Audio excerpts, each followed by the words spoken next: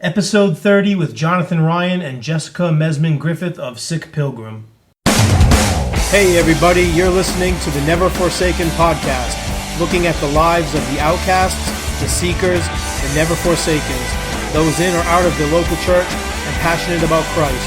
The show is broadcast weekly, and show notes and more information can be found at neverforsakenpodcast.com. I'm your host, John Robinson. Let's get into the show. My guests today are Jessica Mesman Griffith and Jonathan Ryan of the blog Sick Pilgrim, Facebook page by the same name. Jessica and Jonathan, welcome to the show. Hey, John. Did we lose Jessica?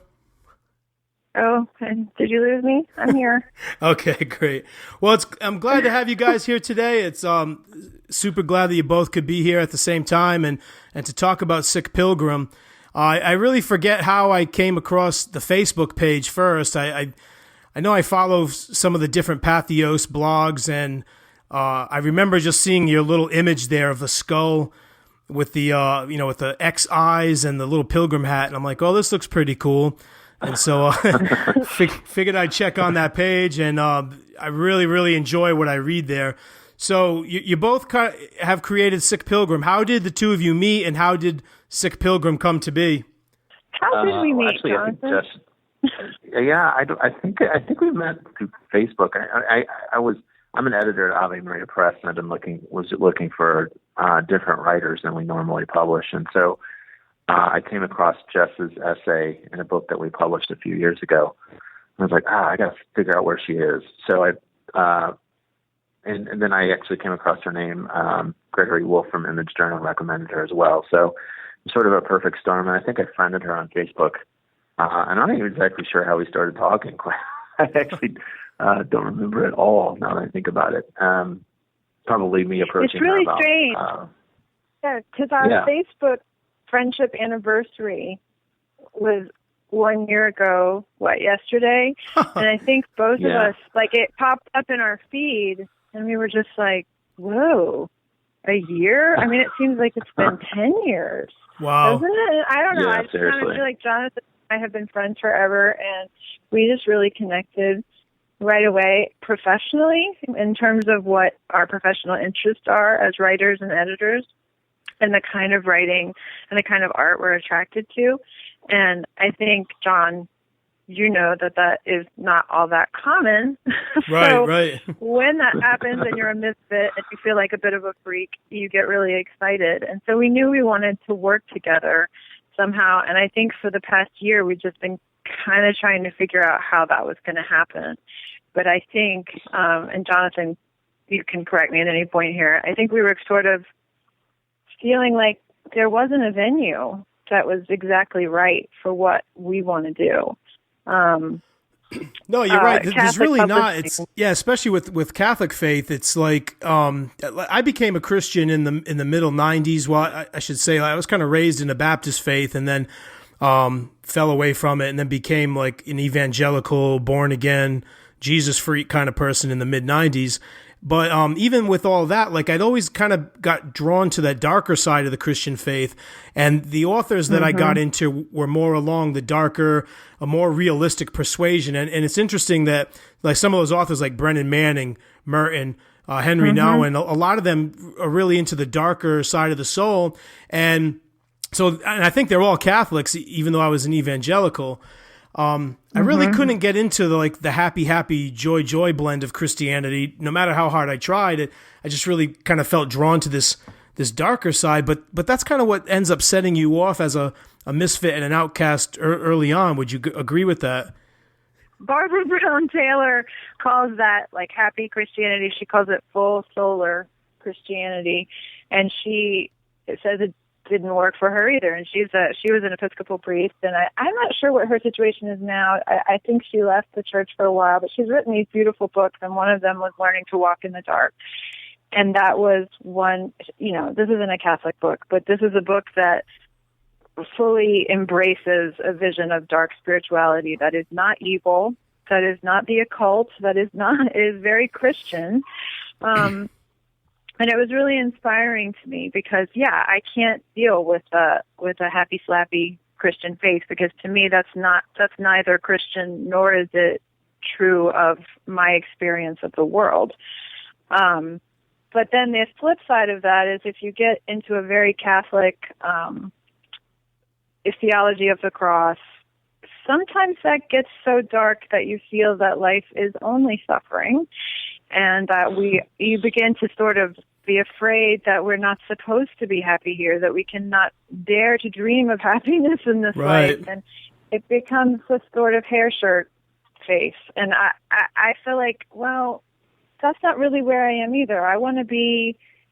I think maybe that's why I felt more comfortable in the secular world of publishing, because I didn't have to be one or the other. I could be both and. And that bothered me, because I feel like Catholicism is a both and religion. And why aren't we representing that in the books that we publish and the blogs that we write and the essays we write? Why aren't we showing that it's both things? Because that's the Catholic embrace, the universal embrace, that we have Good Friday and we have Easter Sunday, and they're not always in perfect balance. Anyway, Jonathan, you go ahead. I interrupted you. Yeah, well, I was thinking about to build on that. One of the things I think we bonded over in our conversation was that we both love the paranormal and ghosts and things like that. Jess is from New Orleans, and I'm from the haunted moors of the Midwest. So, I think.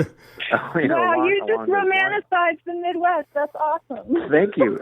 I know, right? I've never heard it. I'm going to totally keep that for later.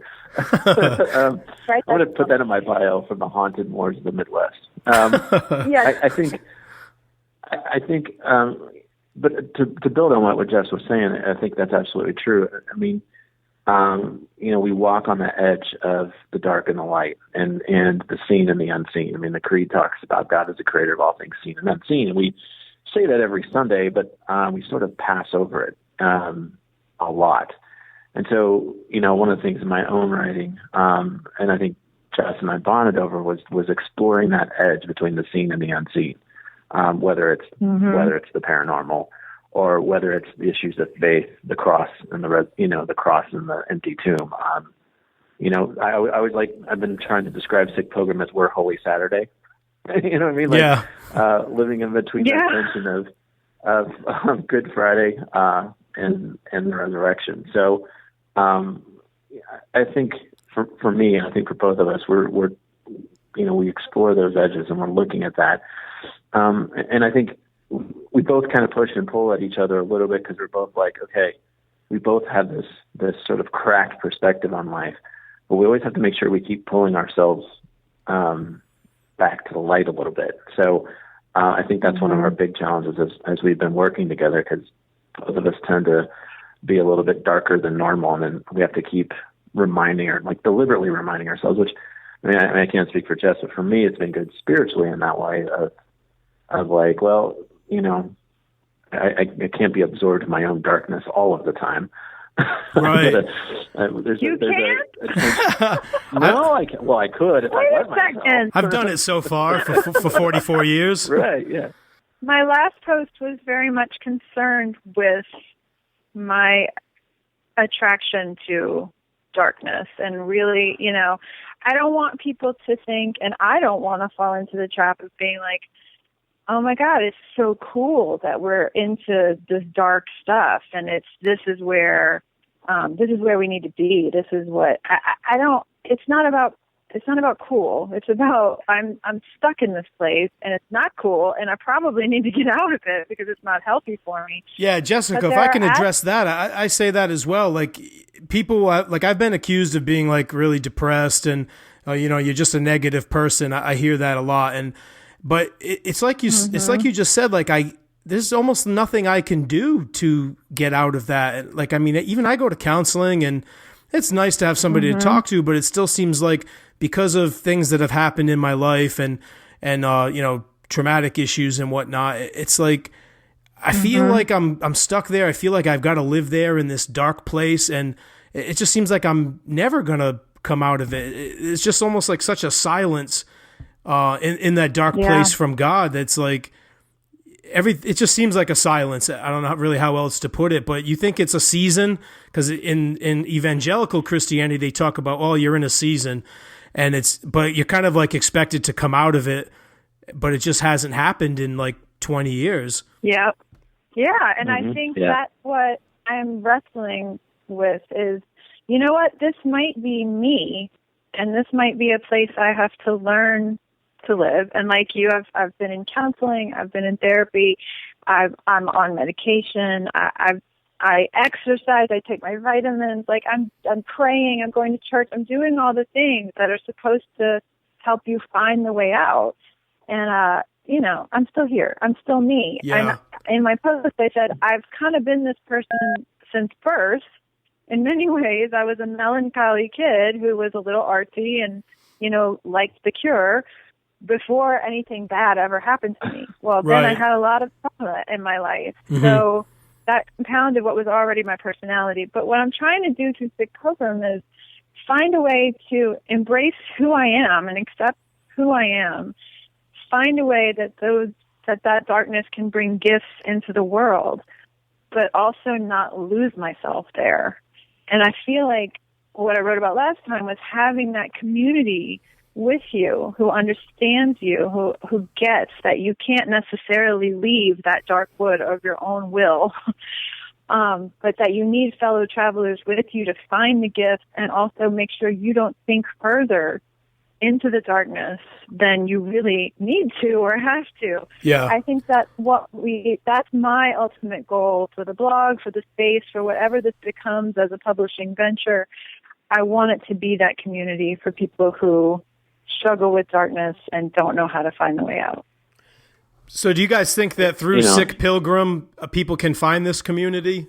Because let's face it, you're not always going to find it in your local parish or in your local church. And that lack of community it's kind of what drove me out. And I won't get into my whole story, but I ended up discerning Catholicism at some point. And it took 4 years for me and 2 times through RCIA to finally be fully accepted into the church. And that was, I forget how many, it was like 3 years ago.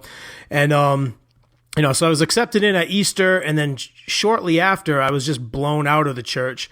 And I think by that lack of physical community, because it was kind of like people just show up, they go to Mass, and then they leave, and I'm like, there's nothing here for me. And I fell back into evangelical, non-denominationalism and visited churches. But for me, the Catholic Church, and I'm really like retracting my words because I actually did a mini podcast where I talked about how much I didn't like the Catholic Church, but I really found it. I find it to be real in its substance, and like once you've tasted that, there's nowhere else for me to go, and so I'm back in the parish, but I'm still struggling to find a community there. But so anyway, back to my original question: do you think that something like Sick Pilgrim, how will that kind of bring community to people online, and how can you effectively have online community? The problem is that I think sometimes people live in their own head and have a different picture of the church. I mean, C.S. Lewis talks about this in the Screw Tape Letters, that, sometimes we have this idealized view of what the church should be, like people sitting around in togas and, talking about holy things, and everyone's laughing and having this amazing time, and everybody's, the beautiful people. In reality, church is nothing like that. There's me, the 41-year-old divorced guy who, everyone wonders what his story is as he walks in the church, without his, without any kids or anything like that. Or, it's the old grandma who, can't stand all the new changes that are happening, in the parish if the priest decides he wants to move the flowers off the altar. You know what I mean? So the reality of church is that people, including ourselves, have ugly stories and can be ugly. There's no getting around it. And I think what I've loved about the Catholic Church, having been a Protestant minister for 12 years, is that, we do struggle to find that community. And I think we have a large advantage in that we talk about the incarnation. We talk about the physical reality of people, whether they're glorious or wonderful or not. And I think, with Sick Pilgrim, I had a friend push back on me about, well, you guys are too Catholic and you're this, that, and the other. And I'm like, well, that's who we are. I mean, we can't be who we're not. And if we just strive for this Christianity that's so vague and not tethered to anything, we'll just kind of float off into the atmosphere. Walker Percy calls it angelism, just like be so full of our heads and our ideas that we lose touch with real people. And I think, if we were to speak out of anything other than our Catholicism, it would be unreal. But what we try to do is use the concrete reality of being, semi-good, bad Catholics. I don't even know what to call it, but yeah, I mean, I think using that reality to speak to other people has. I think I've even been shocked at how well it's worked, quite frankly. At how people from all across the bands have responded. Yeah, I want to talk about before I forget, because I have no retention. I want to kind of go back. I agree with everything you're saying, Jonathan. I want to go back to the idea of community in the parish versus the kind of community we need to sustain us when we are in darkness. Because the parish and the Mass, both essential in different ways. But, when I find, the Mass is sustaining to me in itself. And that is what, no matter how ugly the Mass is or how liturgically embarrassing or, messed up, like the Eucharist is there and that's what I need. And that's what keeps me Catholic more than anything. But I also find that, I don't particularly love parish life. I find it a little, I'm just going to say it, I find it a little vapid and not stimulating. And I find part of this is just a personality type. Like, I want to go deep all the time. I want to be that person who's like, you're going to ask me how I am? I'm going to tell you how I am. I'm depressed as hell. I want to tell you everything that's going on in my life. I've done that before, but it's like nobody wants to hear that. And they just, they look at you like you're nuts. But so what I find, here's what I've had to accept about parish life. I'm going to go to this potluck and I'm going to be miserable, but it's going to be good for me because I'm going to talk to the old lady who is mad that we moved the flowers off the altar, and I'm going to listen to her, and I'm going to try to feel her pain, and it's going to pull me out of myself for a little while, and it's going to be really uncomfortable, but I'm going to be forced to be a part of a community that I might never choose to be a part of. So in some way, that might be good for me. Is it feeding me? Is it giving me strength to go on? I don't know. I don't think so. I'm not going to lie. Like, I come home from something like that, and I'm exhausted because it's out of my comfort zone. It's, and I feel like we need a community, too, that understands our spiritual struggle, that wants to go deep like we do, that wants to talk about things, that wants to, pull apart some really heavy books and, like, really look into them and try to find some jewels in there. Like, people, I don't find those kinds of people in my parish very often. I have, but then I move and I lose them. So I have to start all over. Exactly right. Yes. Kind of community. Yeah, I want to shine this beacon, the bat signal that says, here we are. Yeah. We're on the internet and we're going to talk about this stuff. And if it resonates with you, I don't care if it's 5 people and it's me and Jonathan and you, John Robinson, and we're hanging out on patios for a little while a day talking about these subjects. That's good for us. And I feel like but I just have this hunch that there's more. There's more people out there who are hungry for this kind of conversation and this kind of companionship, and they're not finding it. And maybe we can, I don't know how it's going to play out, and we've only been online for 3 weeks, which is amazing to me. Again, it feels like we've been doing this forever. It feels very natural, but I feel like we are finding a community, and that's really exciting to me. That's the most exciting thing about it. To bring those people together. So that's kind of having like the both and. You're saying it's important to have that parish community where a lot of times, like you're saying, I have to look at it like I'm not going there for me. I might be going there for somebody else. And exactly. I'll find myself coming home like super judgmental, like, oh my God, I can't stand that person. They're like this, they're like that. And then I just like retire into my online world because like you guys are so cool and you guys get me, but the reality is you guys really don't know me either. So I mean, if we were all hanging out like week after week, y'all might not like me either. So, you find your tribe within the tribe. Yeah. Sorry. Exactly. Yeah, you find that you're finding your tribes within the tribe, and I think that's another beauty thing. Not to keep going on about Catholicism, but that's the beauty of it. There's so many tribes within the tribe, right? I mean, working as a Catholic publisher, I'm astonished at how diverse the church is. The different corners that I keep kicking and finding, like, oh, I never knew that was there. Oh, I never knew that was there. And it's sort of like this delightful surprise. And so, I think it's holding two things in tension of, your local parish community, where you're probably not going to get deep last. I mean, you may, depending on the parish you go to. But then, finding that tribe online, or finding that tribe in the other places, which, Sick Pilgrim is, maybe we wouldn't put out the bad signal. We'll put out the traveler signal, which is what we call our little pilgrim guy. So, right. Kate Plow did that for us, and I think 75% of Sick Pilgrim's success was how awesome that logo is. That thing is awesome, man. I'll tell you need shirts and hoodies. Yeah, we're working on that, actually. We're working on that. We all have to thank my Kate Plows, the designer, like Jonathan said, and my daughter, Charlotte, it all came from her pilgrim obsession as a 4-year-old who was obsessed with these pilgrims coming over on the Mayflower, and she made me draw that little character over and over again for her and tell stories about him getting sick on the Mayflower. And it really, my daughter has Asperger's, so she has a tendency towards obsessions, and this was her obsession for a long time.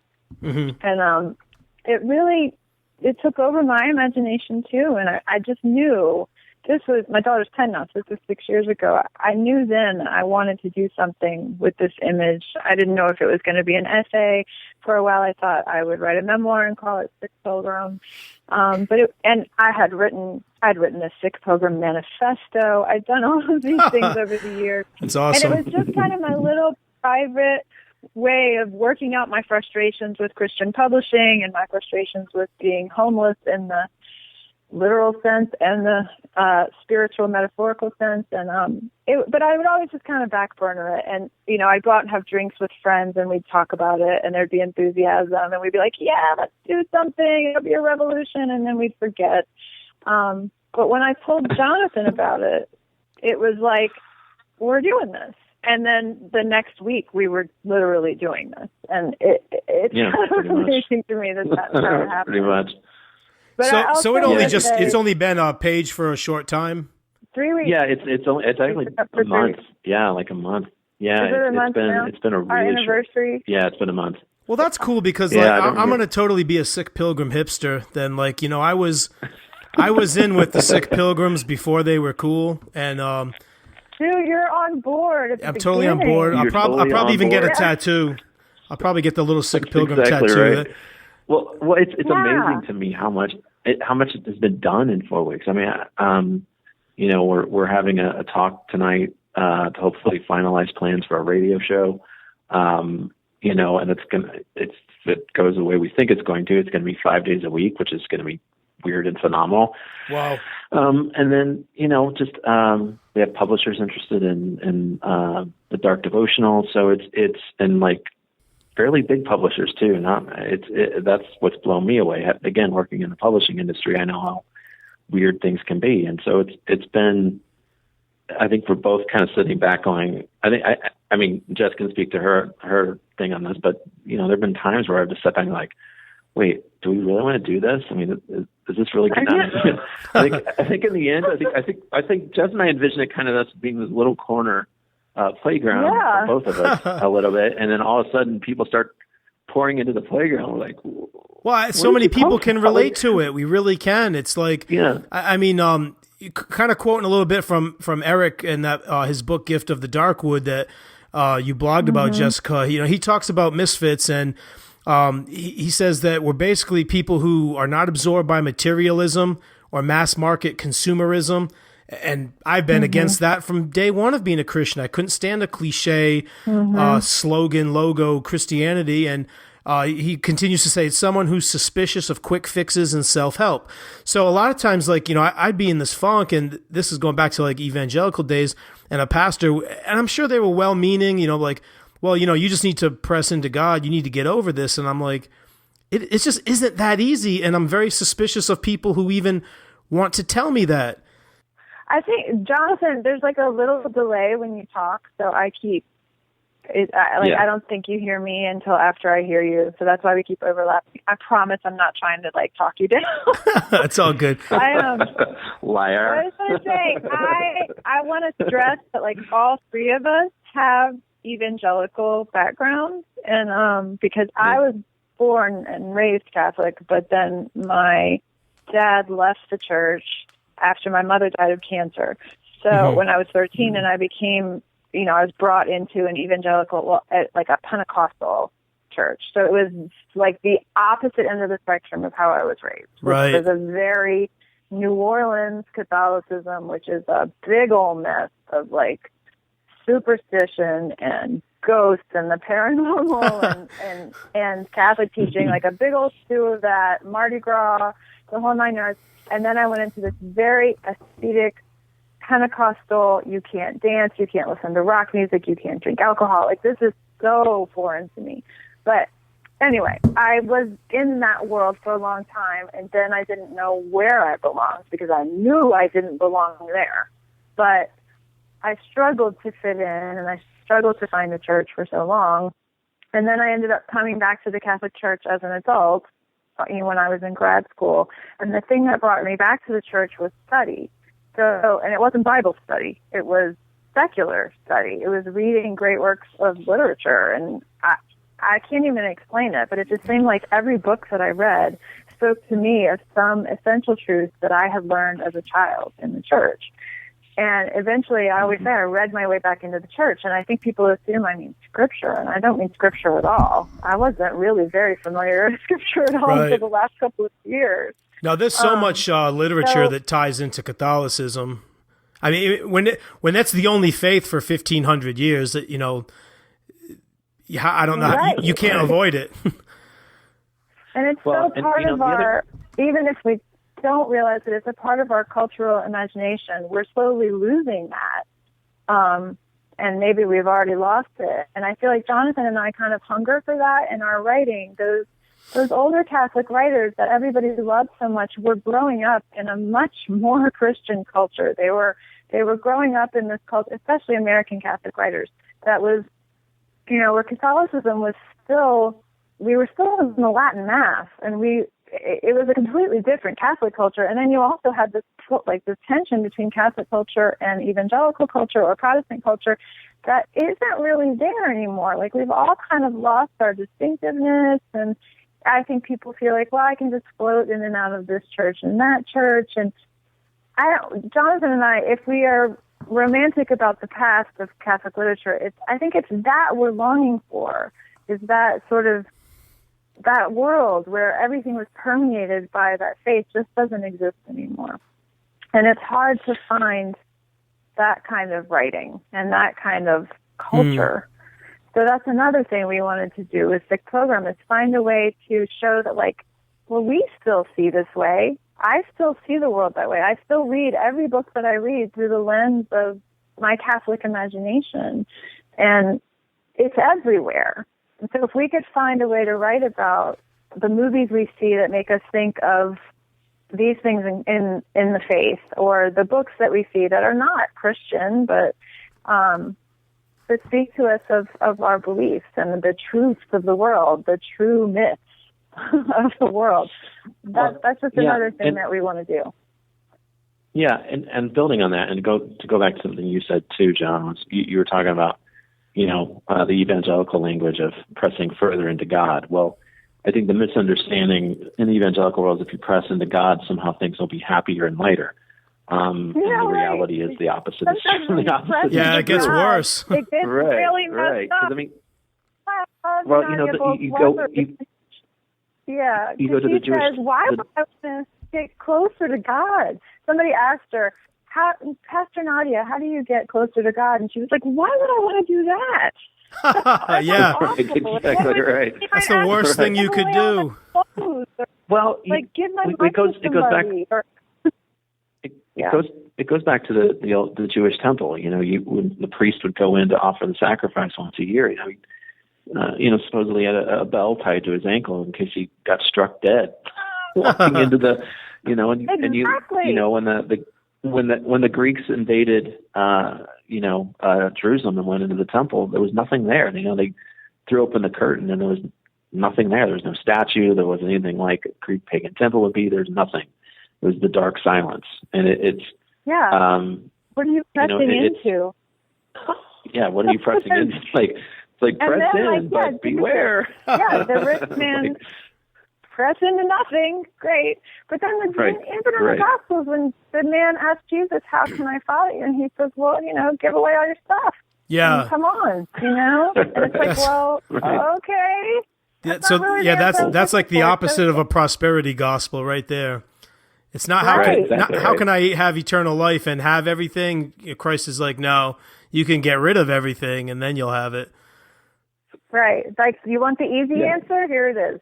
Unfortunately, the easy answer is horrifying. Yeah. So, and that's those kinds of platitudes that I'm always working against in my writing and in my faith, because I grew up in this world of platitudes from my dad and they've come a long way spiritually. We have a good relationship now. I've come a long way spiritually. Good Lord, but it used to be really heated and tragic in our family. And it's funny actually, because my family is just a family full of religious fanatics. It must be a gene that runs deep with us, but we all have this strand of we're just deeply religious people, but we all believe wildly different things. So it makes for very interesting dinners, and vacations. But it's just, I totally forgot where I was going with that.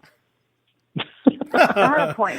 So I just start talking and I'll remember what I wanted to say. Right. Well, I think the easy end. It's interesting to see.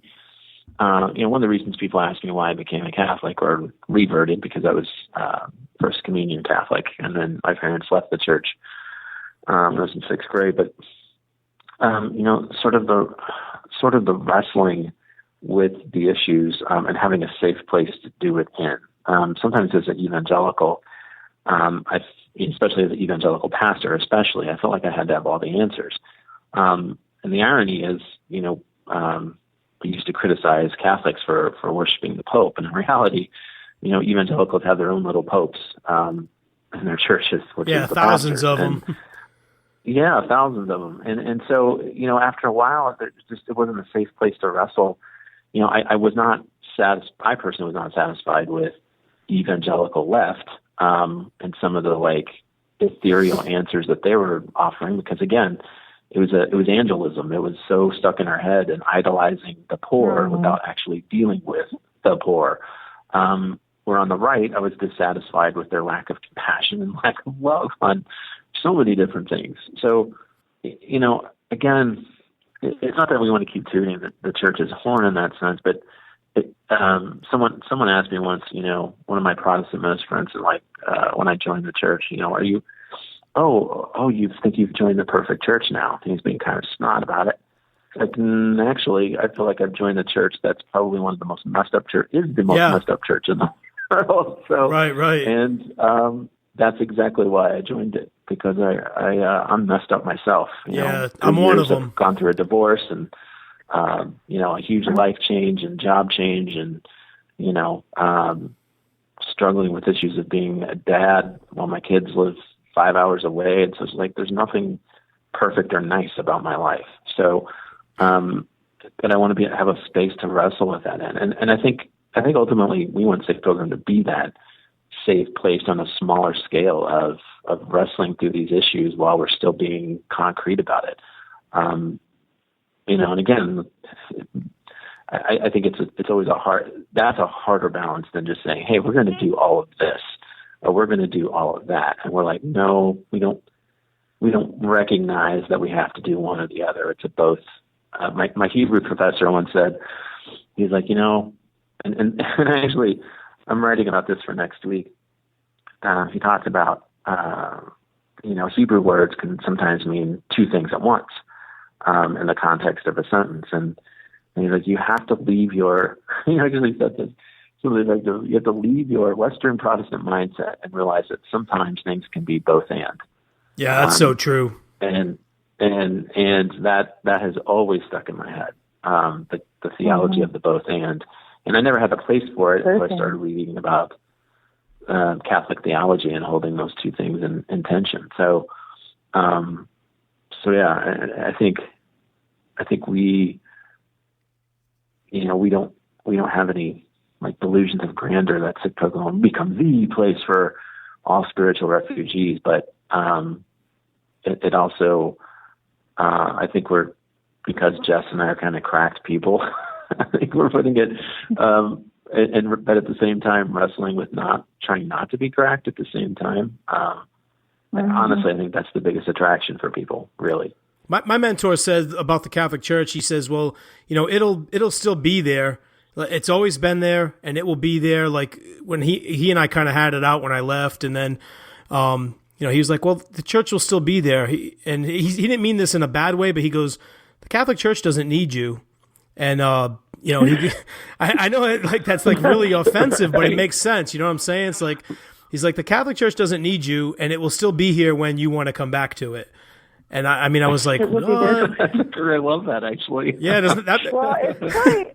Yeah, that's an interesting way of putting it. But I feel like that is one of the things that attracts me, aside from the Eucharist, is that, when people disagree, like in my dad's little fringe Pentecostal church, they had a disagreement with the pastor, so they broke off and started their own church. And it just happens again and again. You get smaller and smaller. You keep breaking off. And in the church, like Jonathan was saying, in the Catholic Church, we have many, many, many differences of opinion. We have, we have the heterodox and the orthodox, or whatever you want to call it.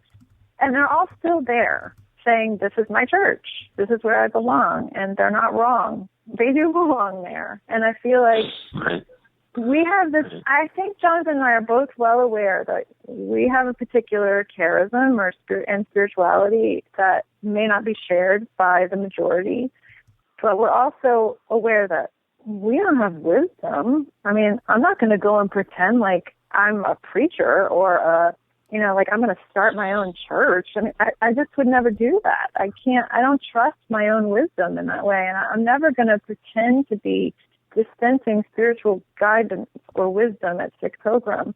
All I can do is invite a shared experience and say, I'm going through this, and here's some things that I think about it, and here's some things that I'm trying to learn and get better at, and I want to be able to wrestle with God openly, and I think God can take it. It's like that, guys, like your mentor told you, the church can take it.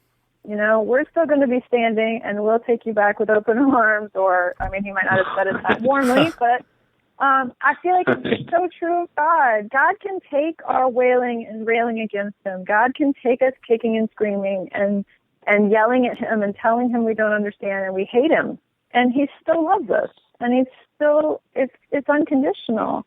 And so if I need that space to write a long blog post about how I do not understand when people tell me to hold on to Jesus' cloak, what that means, I do not understand it. Like, this is one of those Christian platitudes that people give you, like, well, if you're feeling down, just hold on to Jesus' cloak. Like, well, how? There is no cloak, people. Like, right, makes no sense. I would hold on to it. And I want to have a space where I can write a long essay where I say, well, here's how I worked that out in my head. Like, there must be truth in that somewhere. And I went back to the story of the woman reaching out to him in the crowd. And what happened in that story? What really happened was that woman was desperate for healing. And she recognized something about Jesus. She knew that he was a healer. She knew that he had a gift. She knew he was the source of some sort of healing. And she did anything she could to reach out for that healing. And that's what that means. That's what that platitude is telling us. But, it's like it doesn't have meaning anymore after you've heard it a million times and you haven't gotten any peace from it. But that doesn't mean that there's not some truth there that we could come away with. And I hope that we can do that kind of writing and that kind of work But I also want it to be a conversation. I want our readers to comment and ask questions and get mad at us and take us to task and say, well, that doesn't work for me, and I'm mad. Right. Like, I get mad. Get mad and yell. This is the place you can do it, and we'll be able to take it, and God will be able to take it. Yeah. Well, you'll totally have me on board for doing a little of that yelling and arguing as well. So. Great. My favorite reader quote so far is this blog is blasphemous bullshit. That's great. That's my favorite quote of the experience so far. Well, we're gonna put that on all of our. When I put that think on our about prayer that, cards. I remember Jacob wrestling with the angel and then demanding a blessing, and I just feel like we can do that too. Yeah. We can wrestle with God and say, you promised these things, and I demand them. I'm going to do everything I can. But the wrestling is part of it, and the wrestling match may last a really long time because, you're wrestling with these supernatural things, but that can't be seen, and it's confusing, and, we need help, and we need companions, but I think that there's nothing wrong with that wrestling. And if you think wrestling with God is blasphemous, I don't know what kind of Christianity you're practicing. Well, that's so true. I'm going to hang on to that. I'm going to hang on to that seen and unseen concept that you guys talked about today. I think that's really great. I hate to wrap it up here. I've been having a great conversation with you guys, and hopefully we can chat again at some point. I hate to cut it short, but. Yeah, definitely. I'm going to hang on to that seen and unseen concept. I think that's really powerful. I'm going to start to kind of contemplate and meditate on that a little bit more, especially the unseen part, because there's just so much things that we don't see and we don't know. And I'm also glad to have had a little bit of laughs with two other people that, are kind of stuck in that dark woods as well. And so I really thank you guys for that. Oh, thank you so much. And thanks for your support of the blog. Not a problem. Thanks, John. I really appreciate it. All right, no problem. Well, thank you guys so much, and guys have a great day. All right, brother. Talk to you later. soon. See ya.